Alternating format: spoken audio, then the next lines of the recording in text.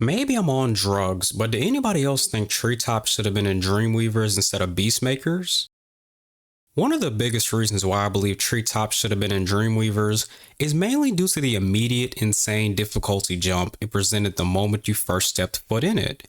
You go from running around getting electrocuted, stabbed, eaten, getting absolutely touched and violated in portals like Terrace Village, Misty Bog, and even Wild Flight, to immediately not even one portal later, jumping off of multiple supercharged ramps to falling to your death over many bottomless pits, all the while being incredibly confused and barely cracking 300 gems.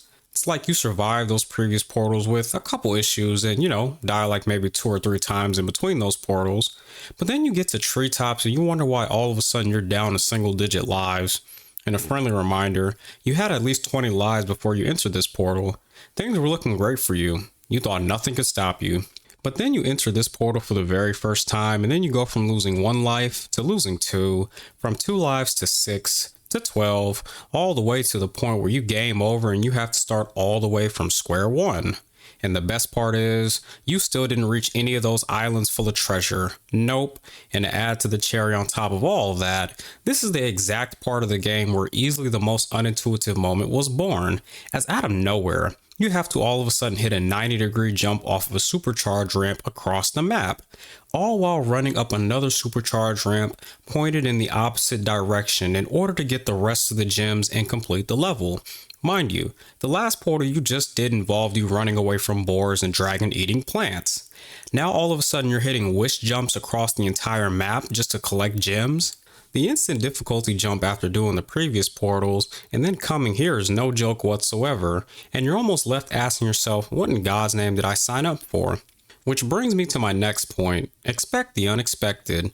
In addition to the insane difficulty jump, another reason why I think Treetops belongs in Dreamweavers is that it's one of the few portals in the game where it truly follows Latif's friendly words of advice the most, even more than the beloved Haunted Towers. Expect the unexpected. Because upon entering the portal, you really don't expect the madness that awaits you. Not even a minute upon entering the portal, you are immediately introduced to a green thief that has its own cinematic cutscene, by the way, and then 5 minutes later, you're introduced to a red thief. 30 seconds later, you're introduced to your very first supercharge ramp. Then finally, a minute later, you realize the gravity of the situation as you notice 2 more supercharged ramps in the distance. And then finally, you come across the last supercharged ramp, and minutes later at this moment in time, there's only one word living on your mind. How? Like at that point, how unexpected could a portal fucking be? After doing 2 normalish portals and easily one of the worst flight portals to ever exist, you jump into this portal and the last thing you expect to see is not 1, not 2, not even 3, but 4 speed ramps of doom, and then 2 gem thieves on top of that. It's like, Jesus Christ, are you sure this portal belongs in Beastmakers? How unexpected is unexpected at this point? I have no idea. Anyways, my next point, the dreamy appearance. Another reason why I think Treetops belongs in Dreamweavers is the portal itself visually. It has a very dreamy appearance. As much as I hate this portal, I give credit where credit is due. It's pretty as hell to look at. Treetops gives off a very luminous effect, especially when you look at the Aurora Borealis skyline it has in the background, which might I mention the Reignited version did a fantastic job on. It even feels like you're in something that feels surreal, sort of like how it felt when you entered Dark Passage for the very first time and you looked around in awe, admiring everything. The view, the peaceful yet mystical aesthetic, Treetops has a very dreamlike vibe to it.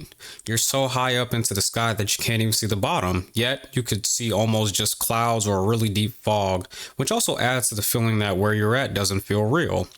But as much as this portal feels like a dream, the portal itself also feels like a nightmare, sort of like the Jock portal in Dreamweavers, especially since after the first 20 minutes, the player has no real idea as to what the fuck they're supposed to be doing, and instead they're constantly falling to their death for absolutely no reason, and getting trolled at the same time. Also worth mentioning, unlike Misty Bogs, Terrace Village, Wildflight, and even Metalhead, this is the only portal out of the 5 that doesn't really have the feeling that the story takes place in a swamp. It just takes place high up above the trees in a more elevated level of hell, or Gotham. And then my final reason for Treetops belonging in Dreamweavers, absolute fucking madness. Why? Because in this case, you not only have to deal with treetops at this point, but now you also have to deal with haunted towers as well. The literal zombie duo if they were portals, double trouble. For any new player, a literal heart attack waiting to happen.